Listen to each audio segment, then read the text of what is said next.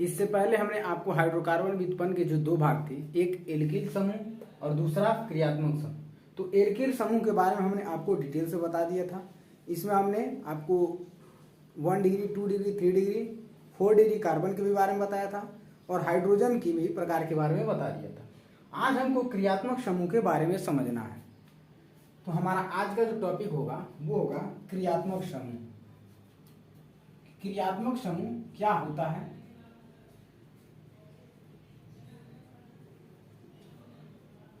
क्रियात्मक समूह जिसको हम कहते हैं फंक्शनल ग्रुप। Functional group. अब हम इसको इरेज करते हैं, इसको मिटाते हैं और हम अपना जो टॉपिक है वो क्रियात्मक समूह से स्टार्ट करते हैं। हमारे पास जो भी एल्किल ग्रुप थे, यदि हम किसी यौगिक से, मान लीजिए कोई कार्बनिक यौगिक है, जैसे हम एक कार्बनिक यौगिक ले रहे हैं CH3OH, इसमें आपको पता है कि ये जो CH3 है ये क्या है? ये एक एल्किल ग्रुप है। CH3 क्या है? एक एल्किल ग्रुप है। तो अगर इस एल्किल ग्रुप को निकालने के बाद किसी भी कार्बनिक यौगिक से, कार्बनिक मतलब जिसमें कार्बन हाइड्रोजन हो, तो इसमें कार्बन भी है, हाइड्रोजन भी है, तो इस कार्बनिक यौगिक से इस एल्किल ग्रुप को निकालने के बाद शेष जो बचता है उसको हम क्या कहते हैं? क्रियात्मक समूह। तो क्रियात्मक समूह क्या होता है? किसी भी कार्बनिक यौगिक से उसमें से एल्किल समूह या एल्किल ग्रुप को निकालने के बाद जो बचता है, शेष जो भी बचता है, उसको हम क्या कहते हैं? क्रियात्मक समूह। और यही क्रियात्मक समूह इस CH3OH के गुणधर्मों को निर्धारित करता है। मतलब जो गुणधर्म OH का होगा वही गुणधर्म इस CH3OH का भी होगा। इसकी सारी जो प्रॉपर्टी होती है ये इस OH पे बेस्ड होती है। अगर ये एक क्रियात्मक समूह जुड़ा है तो इसको हम कहेंगे, अगर एक क्रियात्मक समूह जुड़ा है तो उसको हम कहेंगे मोनो फंक्शनल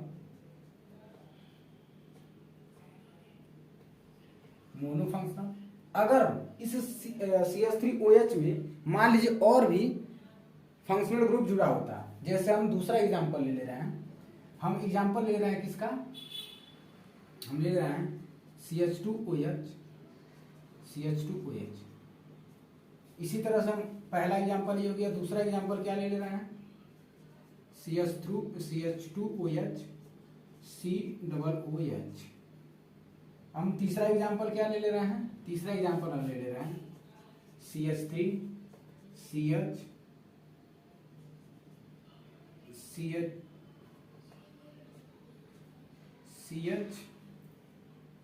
COOH। ये OH हम ले लेते हैं, इसको OH और इसको COOH कर लेते हैं। तो आपको पता है कि इसको क्या कहते हैं? इसको हम कहते हैं एथिलीन ग्लाइकॉल।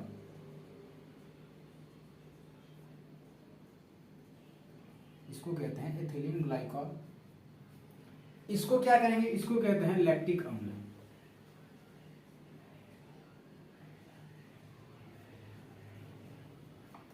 ये एथिलीन ग्लाइकॉल है, CH2OH।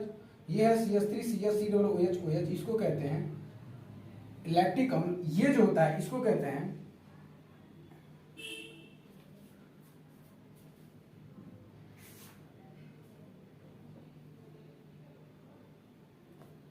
ग्लाइकोलिक अम्ल।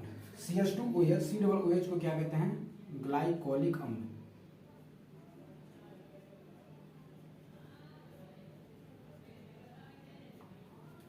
ये है हमारा ग्लाइकोलिक अम्ल। ठीक, ये जो तीनों है, इस तीनों को हम कहते हैं पॉलीफंक्शनल। पॉलीफंक्शनल क्यों? क्योंकि इसमें आप देख रहे हैं तो एक OH यहाँ पे है, एक OH यहाँ पे है, मतलब यहाँ पे दो फंक्शनल ग्रुप लगे हैं, दो क्रियात्मक समूह लगे हैं। यहाँ पे OH है, यहाँ पे COOH है। ये COOH एक अलग क्रियात्मक समूह है, OH एक अलग क्रियात्मक समूह है। इसका नाम ग्लाइकोलिक अम्ल है, इसका नाम एथिलीन ग्लाइकॉल है। और इसका नाम लैक्टिक अम्ल है। इसमें आप देखिए तो यहाँ पे COOH और यहाँ पे OH, यहाँ पे भी दो क्रियात्मक समूह लगे हैं। तो जब आपके पास किसी कार्बनिक यौगिक में एक से अधिक क्रियात्मक समूह लगे हों तो उसको कहते हैं पॉलीफंक्शनल। इसका एग्जाम्पल ये रहा। जब किसी कार्बनिक यौगिक में सिर्फ एक क्रियात्मक समूह लगा हो तो उसको कहते हैं मोनोफंक्शनल। ठीक, क्रियात्मक समूह क्या होते हैं ये आपने देख लिया कि किसी भी कार्बनिक यौगिक में एल्किल ग्रुप को छोड़कर बाकी शेष जो भी भाग बचता है उसको हम कहते हैं क्रियात्मक समूह। और यही जो होता है वो उसके पूरी प्रॉपर्टी को डिफाइन करता है। इस OH के बेस पे ही आप बताएंगे कि इथिलीन ग्लाइकॉल का प्रॉपर्टी क्या है। इस OH और COOH के बेस पे ही आप बताएंगे कि ग्लाइकोलिक अम्ल की प्रॉपर्टी क्या है। और यहाँ पे COOH और OH के बेस पे ही आप बताएंगे कि लैक्टिक अम्ल की प्रॉपर्टी क्या है। कुछ हमारे पास क्रियात्मक समूह हैं, उसके बारे में हम समझ लेते हैं। सम इम्पॉर्टेंट, ये हमारा सम इम्पॉर्टेंट फंक्शनल ग्रुप।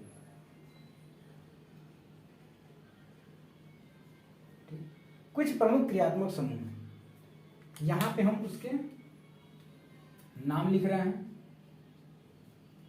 ठीक, यहां पे उसकी संरचना लिख रहे हैं,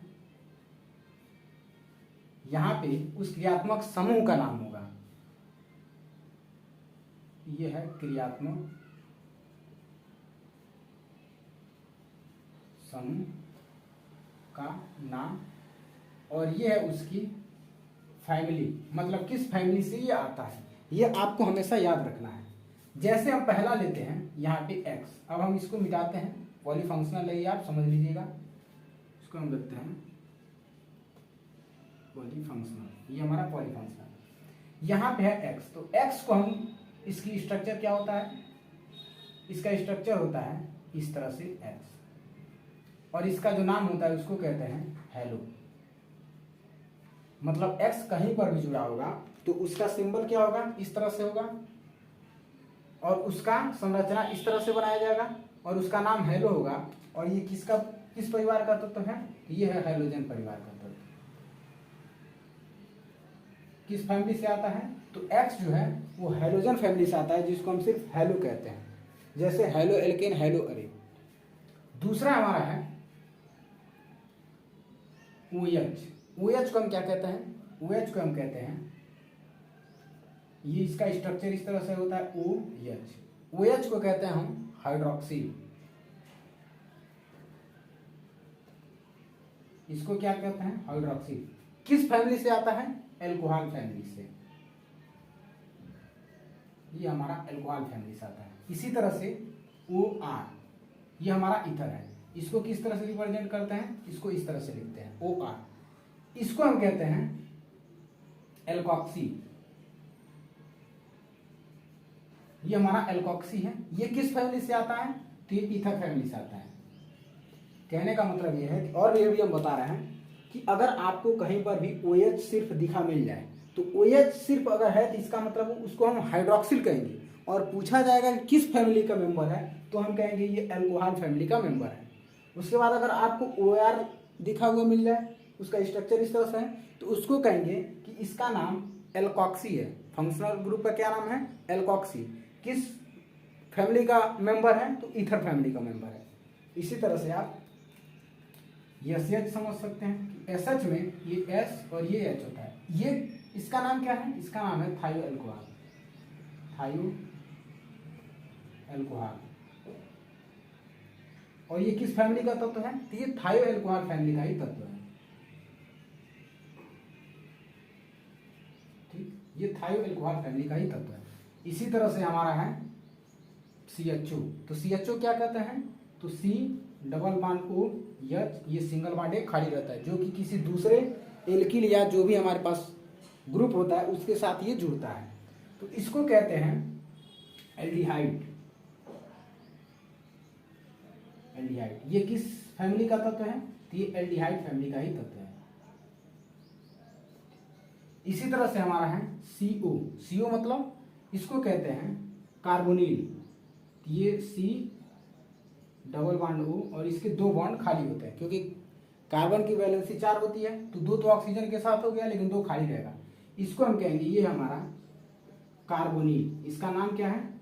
कार्बोनिल। ये किस फैमिली का मेंबर है? तो ये फैमिली का मेंबर है कीटोन का। ठीक, इसी तरह से है हमारा COOH। यहाँ पे C double bond O single bond OH, ये एक बॉन्ड खुला रहेगा।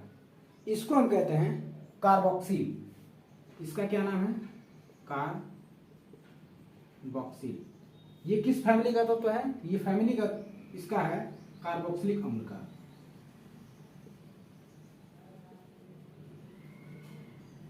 ये हमारा है कार्बोक्सिलिक अम्ल। इसी तरह से हमारा है आप ले सकते हैं NO2। तो NO2 जो है इसको हम स्ट्रक्चर में किस तरह से लिखेंगे? N डबल बॉन्ड O, एक बॉन्ड इसका खाली रहेगा। इसको हम कहते हैं कि ये जो हमारा मेंबर है इसको कहते हैं नाइट्रो। इसका नाम NO2 का नाइट्रो है, और ये किस फैमिली का मेंबर है? तो नाइट्रो यौगिक। इसी तरह से आप समझ सकते हैं कि CN, तो इसको कैसे लिखते हैं? तो C सिंगल बॉन्ड खाली, यहाँ पे ट्रिपल बॉन्ड होता है, N होता है, इसको बोलते हैं नाइट्राइल। और ये किस फैमिली का मेंबर है? तो ये साइनाइड फैमिली का मेंबर है। इसी तरह से 2-3 और हैं जिसके बारे में आपको पता होना चाहिए कि ये जो हमारे हैं इसका स्ट्रक्चर है, ये फंक्शनल ग्रुप है, ये उसका नाम है, इस फंक्शनल ग्रुप का नाम ये है, और किस फैमिली से आता है? तो इस फैमिली से आता है। इस फैमिली के बारे में हम आगे आपको डिटेल में बताएंगे। अगर 1-2 आम से बच गया हो तो आप उसको देख लीजिएगा।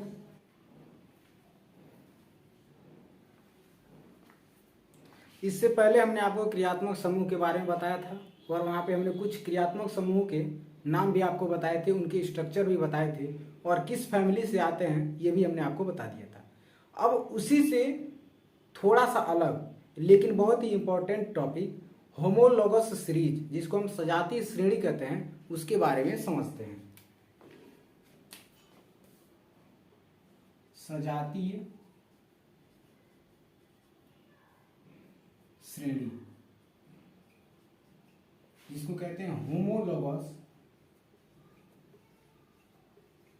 सीरीज। ये होमोलोगस सीरीज क्या होते हैं? तो सजातीय श्रेणी क्या होती है, सबसे पहले इसको समझ लीजिए। कार्बनिक यौगिकों की एक ऐसी श्रेणी जिसमें यौगिकों के संरचना, उनके जो स्ट्रक्चर हैं, संरचना, उनके जो क्रियात्मक समूह हैं वो, और उनकी जो रासायनिक गुणधर्म हैं वो समान होते हैं, उनको हम कहते हैं सजातीय श्रेणी या होमोलोगस सीरीज। सजातीय श्रेणी क्या होते हैं? तो कार्बनिक यौगिकों की एक ऐसी श्रेणी जिसमें उनकी संरचना, उनके क्रियात्मक समूह तथा उनकी रासायनिक गुणधर्म समान होते हैं, उसको हम कहते हैं होमोलोगस सीरीज। ये आपको एग्जाम्पल से समझ में आएगा। जैसे मान लीजिए अगर हम एल्कोहल लेते हैं, एल्कोहल, तो एल्कोहल को पता है कि सब कोई जानता है कि एल्कोहल जो होते हैं वो CH3OH होता है, मतलब जिसमें OH ग्रुप जुड़ा होता है। ये हो गया हमारा मेथेनॉल, इसको क्या कहेंगे? मेथेनॉल। अगर CH3CH2OH है तो इसको क्या कहेंगे? सॉरी, CH3CH2OH है तो इसको हम कहेंगे एथेनॉल। ठीक, अगर हम ले लेते हैं CH3CH2CH2OH तो इसको क्या कहेंगे? 3 कार्बन है, इसलिए आगे ऐसे भी अगर चलते जाता है तो इसको कहेंगे N प्रोपील एल्कोहल। ये जो है, ये तीनों आपको जो कंपाउंड दिख रहे हैं एल्कोहल के, ये तीनों सजातीय श्रेणी है। कैसे? तो हमने सजातीय श्रेणी की परिभाषा में बताया था कि कार्बनिक यौगिकों की ऐसी श्रेणी जिसकी संरचना समान होती है। तो अगर आप इसके स्ट्रक्चर की बात करेंगे तो लगभग जो तीनों का स्ट्रक्चर होता है वो एक ही जैसा मिलेगा। मतलब इसमें भी अगर सिंगल बॉन्ड है, इसमें भी सिंगल बॉन्ड है, इसमें सब में सिंगल बॉन्ड ही आपको मिलेगा और उसी से आपको संरचना जनरेट करता हुआ दिखाई देगा। ठीक। दूसरी बात हमने क्या बताया था, क्रियात्मक समूह सब में समान होता है। तो आप देख रहे हैं कि इस मेथेनॉल में भी जो क्रियात्मक समूह है वो OH है, एथेनॉल में भी क्रियात्मक समूह OH है और एल्कोहल में भी ये जो हमारा N प्रोपिल एल्कोहल है इसमें भी जो हमारा क्रियात्मक समूह OH है। तो ये भी प्रॉपर्टी मिल रही है। तीसरा हमने क्या बताया था कि इसके जो रासायनिक गुणधर्म होते हैं वो लगभग समान होते हैं। मतलब जो रासायनिक गुणधर्म आपको मेथेनॉल शो करेगा वही रासायनिक गुणधर्म आपका एथेनॉल भी शो करता है और लगभग वही रासायनिक गुण आपको N प्रोपिल एल्कोहल भी शो करता है। तो इस प्रकार की जो श्रेणी होती है उसको हम कहेंगे ये है होमोलोगस सीरीज।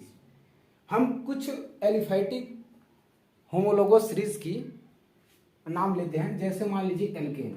तो एल्केन क्या है, एल्केन एक होमोलोगस सीरीज है। एल्केन हो गया। अभी हम आपको स्ट्रक्चर के थ्रू इसको भी समझा रहे हैं कि किस तरह से ये होता है। जैसे हम बात करें एल्केन की, एल्केन, एल्कीन,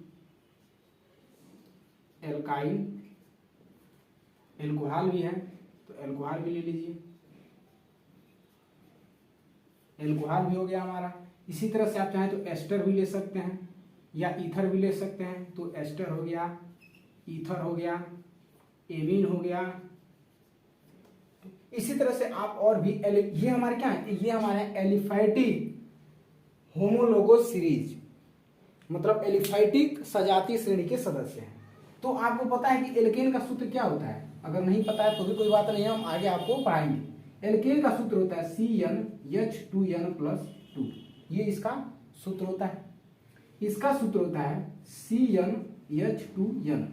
इसका सूत्र क्यों लिखवा रहे हैं, क्योंकि हमने अभी आपको यहाँ पे जो होमोलोगस सीरीज है इसकी एक बहुत ही बेसिक प्रॉपर्टी के बारे में बताया, इसलिए हम इसके सूत्रों को लिखवा रहे हैं।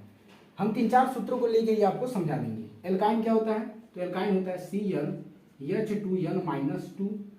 इस एल्कोहल का फार्मूला क्या होता है, CnH2n। आप चाहें तो यहाँ पे +1O जोड़ सकते हैं या यहाँ पे इसी का फार्मूला आप क्या लिख सकते हैं, और CnH2n+OH भी लिख सकते हैं। तो ये इसके दो फार्मूले हैं, किसके, एल्कोहल के। एल्कोहल के आपको ये दो फार्मूले मिल जाएंगे। हम इसको लिखे क्यों है, इसको समझिए। अगर हम एल्केन की बात करें तो एल्केन में अगर आप n बराबर 1 रखते हैं तो आपको क्या मिलेगा, इसका फार्मूला है CnH2n+2, ये इसका फार्मूला है। अगर हम n का मान 1 रखते हैं तो n का मान 1 रखेंगे तो यहाँ पे 1 का मान 1 रखेंगे तो क्या हो जाएगा, C1। यहाँ पे 2 के साथ 1 का गुणा करेंगे, n का मान 1 रखेंगे, 2 के साथ 1 का गुणा करेंगे, ये हो जाएगा H2 × 1+2। तो यहाँ पे आपको क्या मिल रहा है, C1 के साथ 2 का 1 में गुणा करेंगे तो ये हो जाएगा H2 प्लस और ये 2, तो ये हो जाएगा। तो C1 के साथ आपको क्या मिल गया, H4। मतलब ये क्या बन गया, CH4। 1 को जनरली लिखा नहीं जाता है, तो ये हो गया आपका CH4। इसका मतलब ये हुआ कि एक कार्बन के साथ आपका 4 हाइड्रोजन यहाँ पे दिख रहा है, इसकी वैलेंसी भी पूरा हो रही है। अगर हम इसी CnH2n में 2 रख दें, n की जगह क्या रख दें, 2, तब देखिएगा ये हो जाएगा C2H2 × 2+2। तो अब आपको क्या मिलेगा, तो ये C2H2 4, ये 4 और ये 2 था, तो ये हो जाएगा 2, तो ये हो जाएगा C2H6। ये भी एक एल्केन है, ये भी एक एल्केन है। तो आपने क्या देखा कि इसके बीच में जो बॉन्ड है वो सब में सिंगल है, और इसी तरह से ये जो इसकी क्या होगी, होमोलोगस होगी। ये होमोलोगस श्रेणी के अंतर्गत पहला एल्केन हमने लिया है, और ये जो 2 होंगे ये इसके होमोलोग होंगे, होमोलॉग। ये जो 2 होंगे ये एल्केन के होमोलॉग होंगे, लिख दे रहे हैं, होमोलॉग होंगे। ये होमोलॉग होगा, इसी को हम कहेंगे होमोलॉग। तो ये जो 2 होंगे ये होमोलॉग होंगे किसके, एल्केन के।